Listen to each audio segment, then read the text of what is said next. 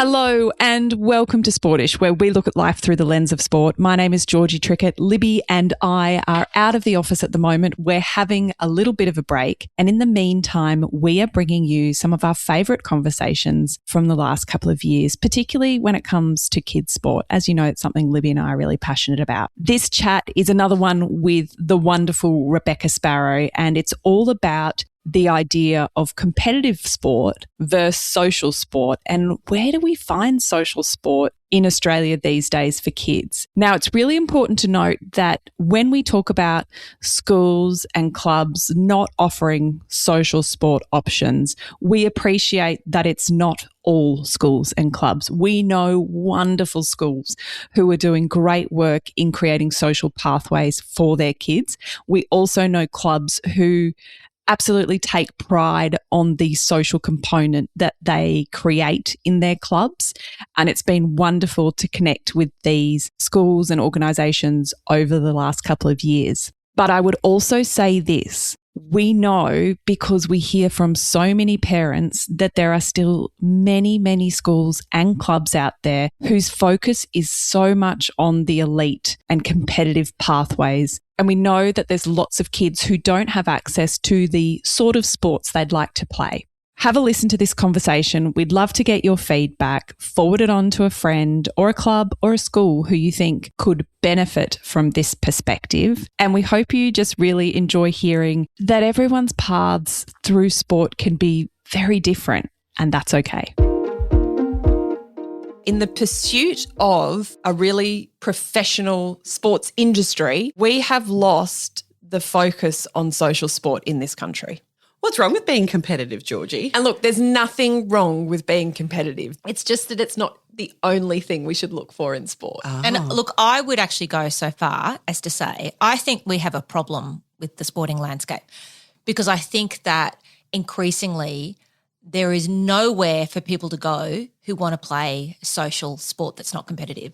Because I think in schools now, like, sporting teams are part of the marketing brochure for a school. You know, a lot of the schools, maybe not all of them, but a lot of them are all about, we want the best players and these teams and we want to be winning. And schools don't have teams that are there to play for fun. Like when I was in year 12, I set up a D netball team, much to the horror of the school, I think.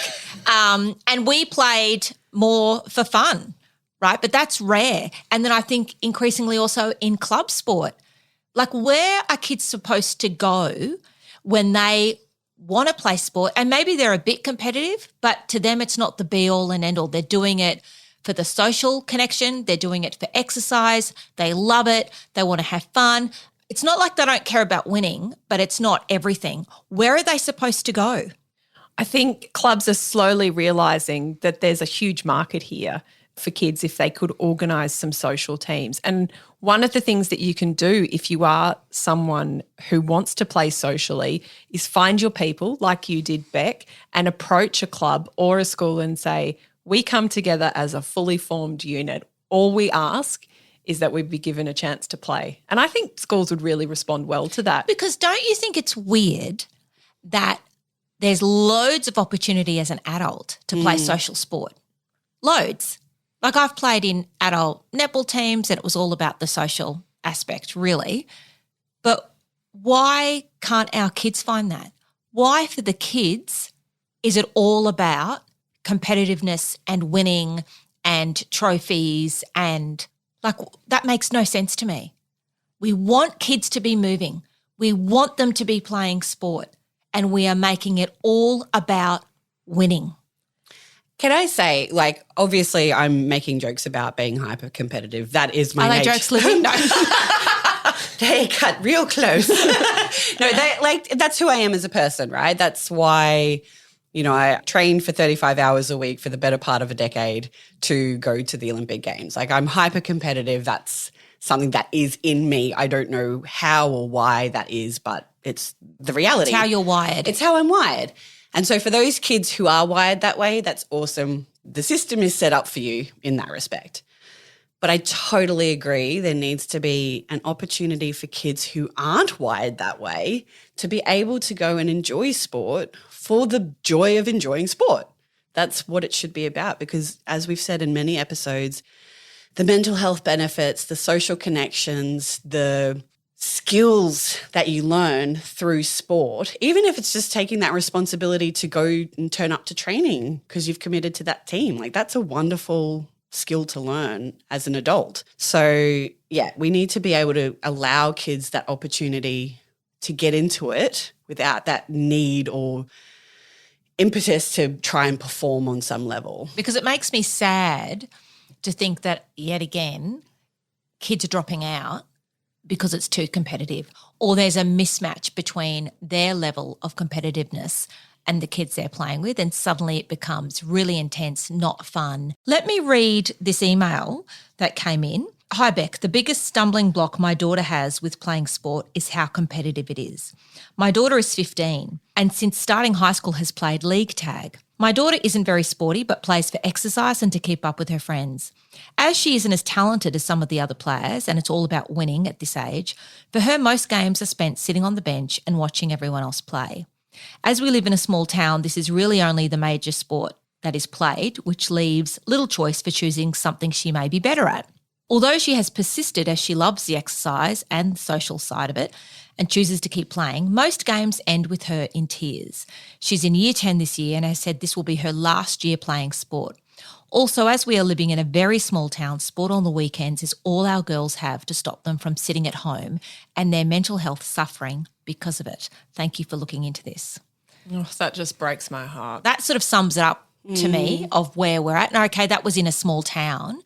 I'm just wondering, is it better in sort of bigger cities? Are there more opportunities? I don't know. So, Georgie, are you feeling like with club sport, community sport, there are more opportunities, do you think, to find the right team and the right coach where there's less at stake? Like I said before, I think they're becoming more aware of it. And I think where clubs and associations need to go next is how can they see this as a great business opportunity? If you've got kids that are dropping out, you're losing a whole cohort. How do you keep them engaged? You've got to do something different, and this is how you do it. You provide a social context for kids to come and play, and it's not lesser. I mean, in Europe, the Europeans are really good at having a model that's all about social sport. That's actually how their sport model is built, with this focus on social.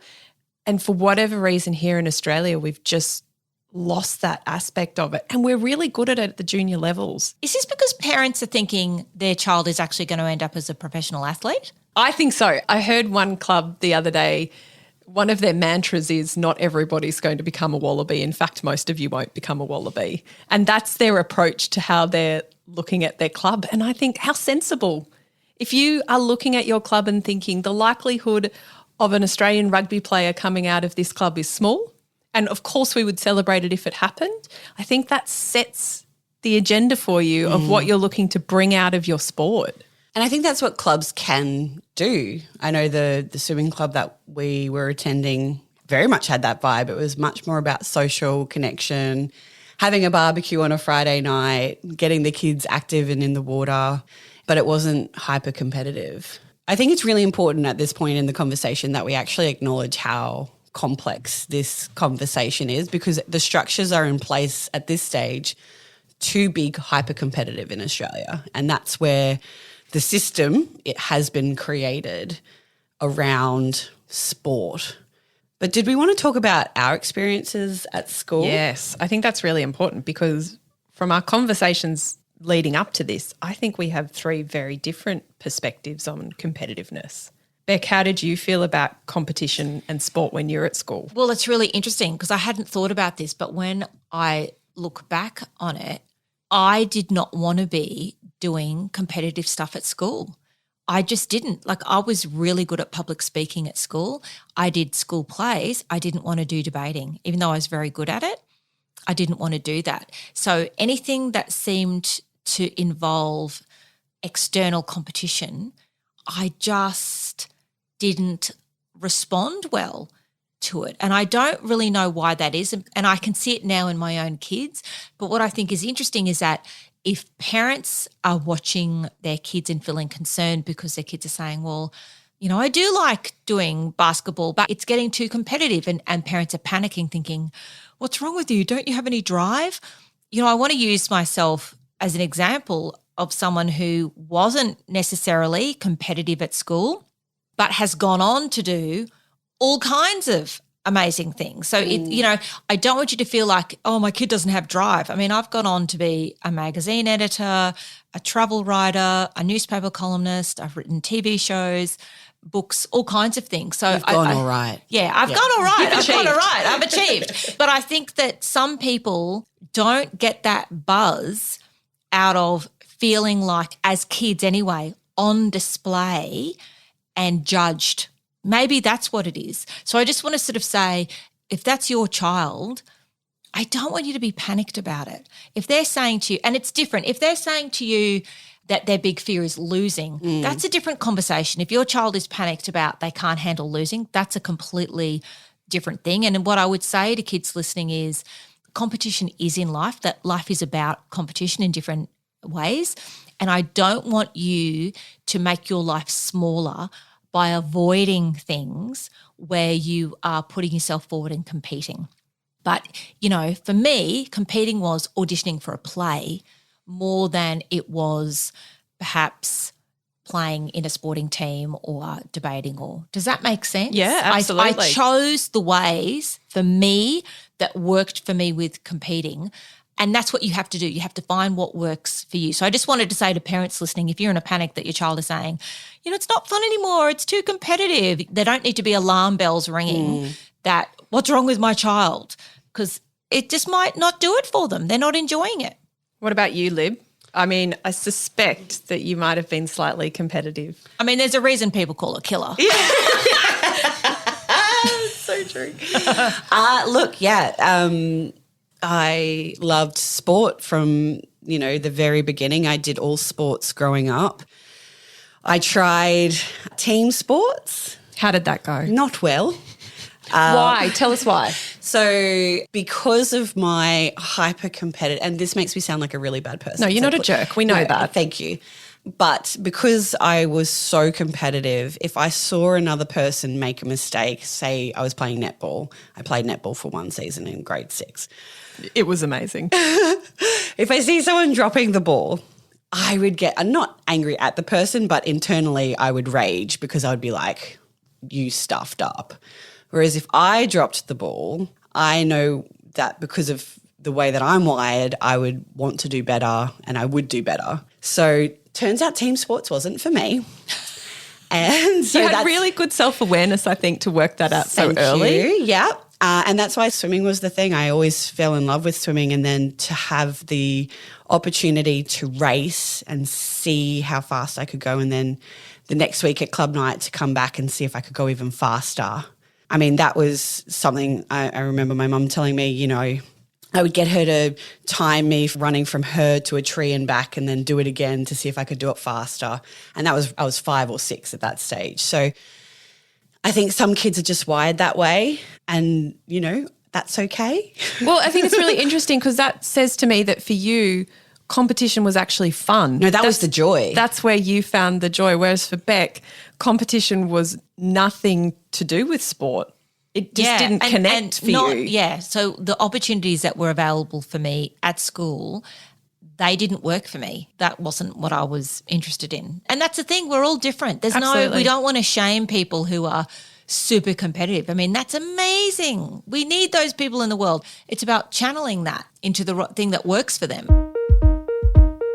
Thank you so much for listening to this episode of Sportish. Gosh, every time I listen back to these things, I learn something and I remember something. I hope you also got something out of that. We will be back in your ears next week. We hope you're having a great holiday, or we hope you're surviving the holidays, or we hope you're going okay being back at work and it's not too crazy and you're getting to experience just a little bit of sunshine if you're in Australia at the moment. Thanks again for listening. You can follow us on Instagram at Being Sportish, and we'll see you then. Bye.